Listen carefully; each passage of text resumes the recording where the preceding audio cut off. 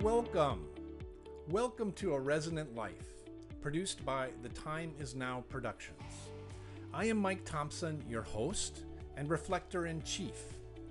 Over the next 20 to 30 minutes, we will discuss experiences and insights about living a life devoted to uncovering our authentic selves and finding fulfilling purpose from the past, the present, and the future. To kick off our discussion, I'll share my opinions gathered from my life and experiences. Opinions between people are various, and we don't all need to hold the same ones. But it is fun to hear the opinions of others as it gives us an opportunity to freshen up our own. If you enjoy and gain insight, please subscribe and share. If you have questions, please email them. And as always, nothing we cover here is a proscription or a prescription. It is a discussion of life and life's internal and external experiences. So let's get to it.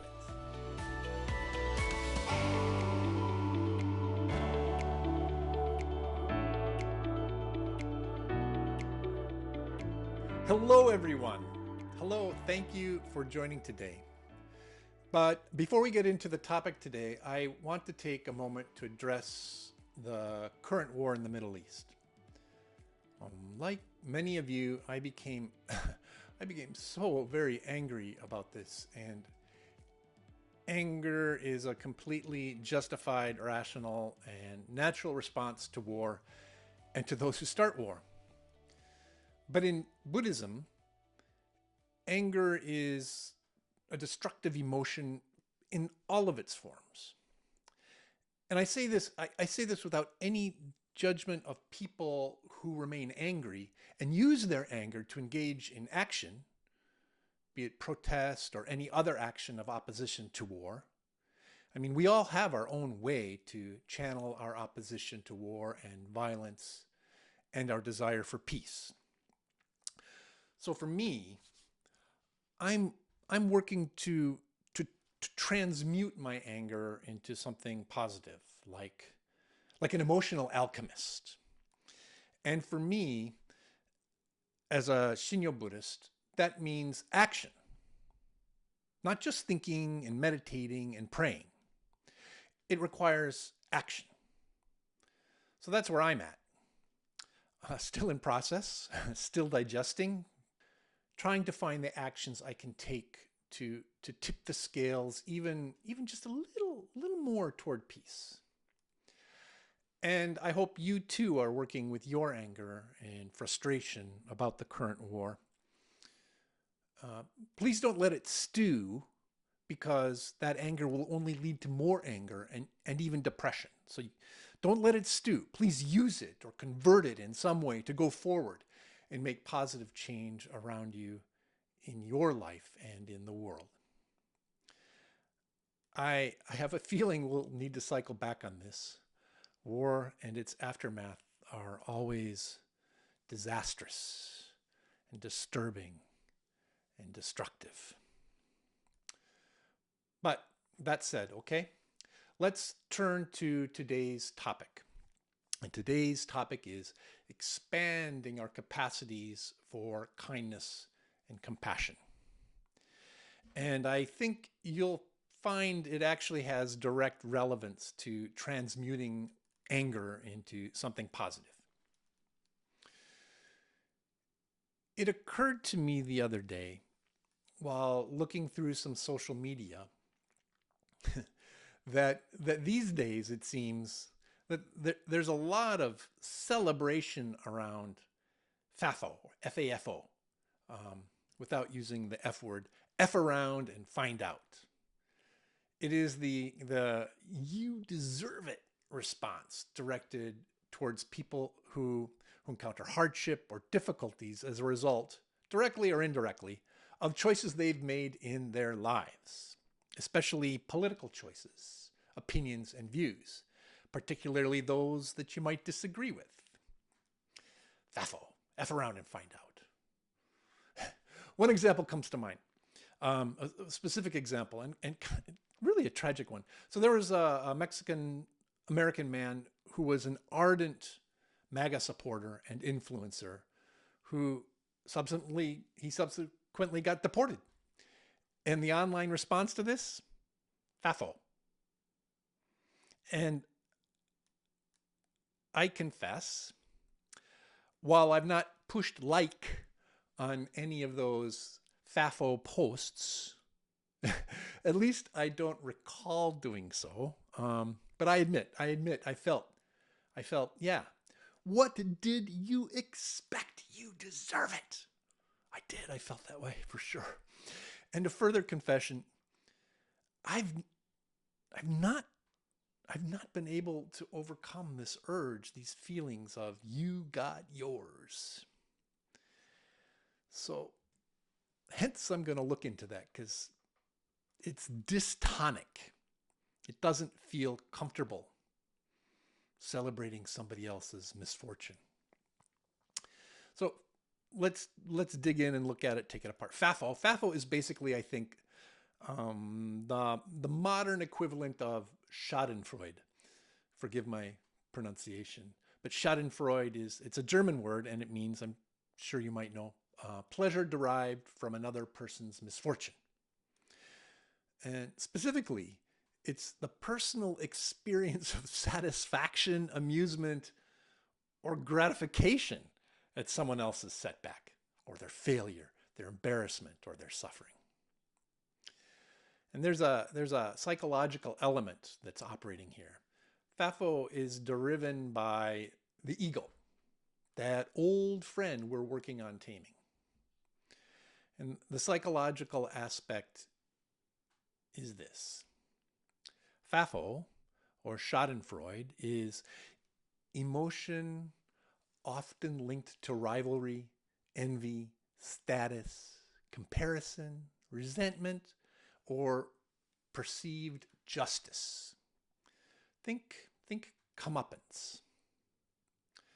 These days on social media, I think FAFO and the abundance of FAFO posts are tied directly to that framing of perceived justice.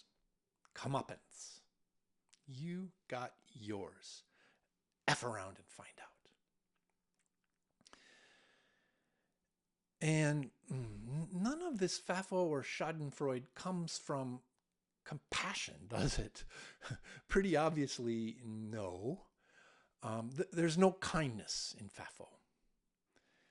In fact, I think it is underpinned by a sense of moral superiority. F around and find out. Haha, you deserved it. Told you so. Laid out like this, it actually sounds like cruelty, doesn't it? If not explicit cruelty, then I don't know, cruelty's cousin. And as I sit here and unwind this feeling, this experience of FAFO that I have and feel, I start to see, so to speak, I start to see and bump up against the limits of my own kindness, the limits of my compassion. And bumping up against those limits, now I feel ugly inside. Yeah, small, ick, yuck, right? Does any of this sound familiar to you? Relatable? So let's check in on our method, our Buddhist approach to living a resonant life. What we've done over the course of the years that we've been doing this. So step one is to step back from the emotion or response or feeling. Okay, check. I've done that just now. We just did that. Step two, look at it objectively. What is it? Where did it come from? Is it desirable? Does it help me move forward toward being a kinder person, living a life of abiding happiness? Answer? No. Step 2, check. Okay. Step 3, take a deep breath, and in quiet and grace, feel grateful. Find gratitude. Wait, find gratitude? For what? What is there to be grateful for in this? Well, really, I can find gratitude for being able to do this whole process, for asserting my heart over my ego, for having that capacity to do that, for having that insight to do that. I can feel grateful for that part of myself that I've worked on to cultivate. I can feel grateful for that because that's part of what's good of me. And I can feel grateful for letting my Buddha nature out and be in control instead of my selfishness, instead of my self-centeredness. Okay, step 3, check. Let's pause here for a moment. In Buddhism, particularly Mahayana traditions, there is a focus on recognizing what is referred to in English as the precious human life. And this focus, this basically encourages us to look at the fact that we have a life in which we can experience and express kindness and compassion. Many lives, be they insect, fish, animal, bacteria, do not have the conditions, capacity, or biology to experience kindness and compassion, at least to cultivate it in a sustained and abiding way. So as humans, we do have those opportunities and capacities. And since we do have this precious human life, now is the time to act. Now is the time to act, to make the most of the opportunity. Life can be short. It can be over in a blink and without seeing the end coming. So now is the time to really work on cultivating kindness, compassion, and abiding happiness. That's the Mahayana view. It's a spiritual urgency. So, okay, let's look at step 3 again. Finding gratitude for being able to look at the source of our FAFO and find a way to cure it, to purify it. Okay, sorry. That brings to mind another pause here. Sorry. Self-reflection, self-confession. My character, me, is to be very, very hard on myself. Like when I do something mean or heartless or selfish and I recognize it, like we were talking about doing here, I actually, my first reaction is I tend to scold myself and to feel disappointed and to feel frustrated that I didn't live up to my ideals or my intended way of being, to my aspiration to be better. I really beat myself up. I feel like I failed. I'm especially self-critical and hard on myself. And I think lots of people have a tendency to feel this way as well, especially those who are really trying to cultivate kindness and compassion and abiding happiness. When we fall back, when we make mistakes, we beat ourselves up. But I've learned, and I hope you can agree, that actually self-criticism has no value whatsoever. None. Beating up oneself for making a mistake is not the path toward positive change. So this is why it is so important. Step 3, to find gratitude in that moment that we recognize our failures, shortcomings, and mistakes. That we call out our heart and mind for not being altruistic, kind, or compassionate. Grateful because we can do it. We can step back. That we are not a slave to our negative emotions. there's there's a popular analogy. Um,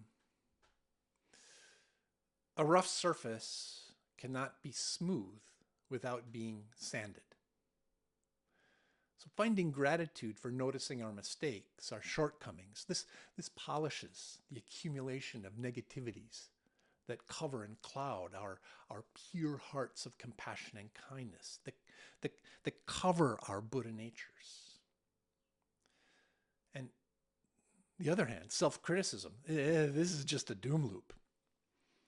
So gratitude for being able to reflect and to step back. Mistakes happen. Let it go, move on. So step 3, repeat, cultivate, and find gratitude in the moment. So that takes us to step 4. With that gratitude sitting there, so to speak, let's sort of think of it as a glowing ball of light we can hold in our hands, in our heart. It doesn't matter really, but think of it kind of manifesting. Think of it as a material thing. Now, look again at the person you had those FAFO feelings toward. Whether it's a real person or an online situation or whatever it is, just look at them again and think about that person holding this compassion, this light of compassion that you've cultivated, and think about that other person and picture them as clearly as you can. Now, imagine that you are in their position, in their shoes, experiencing the hardship or suffering they are experiencing. Kind of jump into their experience, jump into their body, jump into their life. And there you are. How would you feel? How would you react? Focus on those feelings. When we do this, we awaken compassion toward that person and their situation. What have we done just now? What wizardry is this, right? Basically, we're not giving our competitive, judgmental ego a pathway to getting between us, who we are at our cores, and our true care and concern for others. The aspiration to be perfectly compassionate, fully kind to all without distinction or condition. And even if there is no real relationship with the other person, who's maybe someone who just posted on social media and has no idea you exist, we've made a positive step in our hearts toward taming our egos and letting our true natures. Japanese Shinyo Buddhism calls it true self, letting our true self emerge and shine forth. So that's step 4. So step 5. Hold on to this feeling. Hold it and experience as much as possible of it. Sit with it. Cherish it, this moment. This is a Buddha moment. And while it's fleeting, ephemeral, and as temporary as a soap bubble, it is what we are aspiring to make abiding as we engage in creating a resonant life. Our practice, our efforts are all geared toward making these Buddha moments last longer and be more frequent, more abiding. And in this step, step 5, a new type of gratitude arises, doesn't it? Gratitude for insight, gratitude for wisdom, gratitude for having the power and ability to be kind and compassionate and express that to those around us. Gratitude for being able to expand our capacity. We live in a world of turmoil, violence, exploitation, anger, strife, greed, materialism. The adjectives they're endless. But we also live in a world where compassion and kindness exist. Let me repeat. It's hard to remember sometimes, especially these days. But we live in a hard world. But compassion and kindness also exist in this world. And my choice with my life is to do everything I can to be kind, to be compassionate, rather than be ruled by greed, anger, and all of the other negative emotions and states of being. That's my choice for my life. So let's dig a little deeper into the Buddhist aspects of what we've gone over today. When we choose to call out our own feelings and experiences of FAFO and Schadenfreude, and actually work on doing it as we just did earlier with our 5 steps, we are doing something really important. We are expanding our capacity to express and feel kindness and compassion. It's like building muscles. It requires exercise. So these practices exercise our compassion muscle, our kindness muscle. And as we continue to do it, our capacity to experience and extend kindness and compassion grows and deepens. From a teacup size to a beer mug size to a giant salad bowl size to eventually a capacity that has no limits, that is infinite. That's sort of the ultimate end state. Another way of looking at this from a Buddhist perspective is that the exercise purifies our negative karma, and the actions of kindness and compassion create positive karma or merit. And accumulating, uncovering, learning, acquiring wisdom requires both purification and accumulating merit. That, in a nutshell, is the Buddhist project. But I think we've broken it down here in ways that are easy to understand and do without getting buried in traditional Buddhist terminology, philosophy, or concepts. Trying to keep it practical, right, for our daily lives. It's the difference between, and this really is, it's the difference between learning about and doing. We're doing the doing. We are doing the doing. Action. In the last episode, I mentioned that this season would have a special focus on life's purpose. And we started today talking about understanding the idea of our precious human life, how we are blessed to live a life with the capacity to practice and express kindness and compassion. So how does all this tie into life's purpose, capital L and capital P? When I was growing up and in my early adult years, it's a little embarrassing. I had dreams of being important, of being someone at the center of big change, big things. And some days I thought it would be politics. Other days I thought I would be a writer, a great novelist or something. And I never succeeded at either. And it wasn't until fairly recently that I realized that living a big life was never actually my calling. Rather, living a good life was the path I felt most at home with, and was actually what I had been trying to do all along, without consciously actually realizing it, I guess. So this realization, this was a really liberating realization for me. It freed me up from comparing myself and my life to others. It liberated me from feeling like I might be failing or didn't live up to my expectations. All those things. It liberated me from all those things that come with not living up to a dream.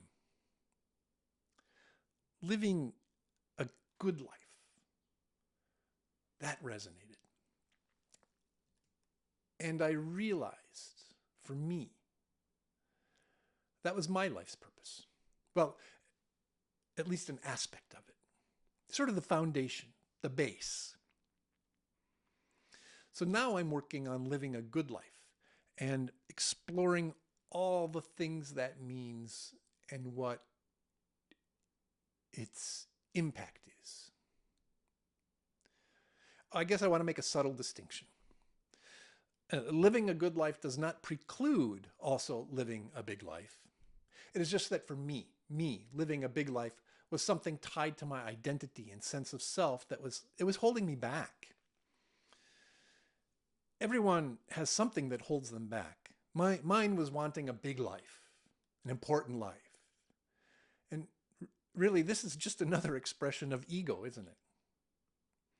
So I think part of finding life's purpose is doing the internal work, the emotional and psychological self-examination required to identify what kind of life we've been trying to live, and then identifying it, evaluating how useful that endeavor is, and whether it is in line with living a good life. Does that make sense? We're getting there, right? Let's keep exploring this as we also work on ourselves to create a resonant life going forward. Okay. So finally, before we go, back to current events again. I'm sorry. And some final thoughts that have come up as we've been talking here. So the world, sadly, tragically, the world is never without war. But the current aggressions radically expand the impacts of war to billions of people now. And let's be clear. Wherever you fall on justification, war is a manifestation of power, greed, and anger. And as I mentioned, after experiencing some despair at this latest war and feeling angry, I realized that if I respond with equal anger or more anger, I will only feed the problem. So I decided I can oppose war and support peace without anger being my fuel. Rather, my fuel is compassion. And not just compassion for those whose lives are upended or lost. This is going to be a tough take now. But feeling compassion for the war makers as well. Yeah, yes, that's what I said. Feeling compassion for the war makers. Not easy, but I'm trying. It seems important because we talk about expressing, feeling, cultivating compassion and kindness without distinction, without condition. So these are my efforts at that. I also realized that if I let my anger fuel my opposition, then I will want retribution against the war makers. And that is another form of FAFO. This doesn't mean that I don't want that long arc of justice to bend toward righteousness. Oh, I do. I do. But I'm not going to focus my energy there because that's the path to wanting retribution.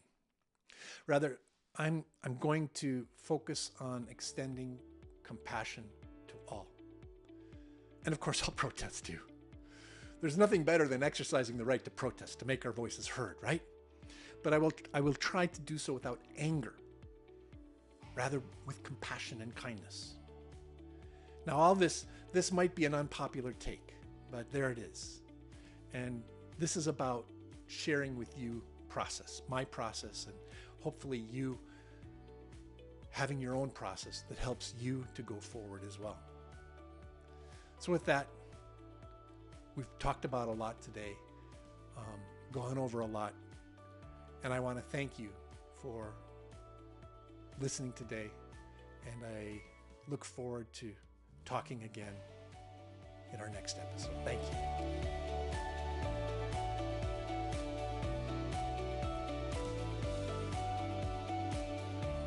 Thank you for joining today.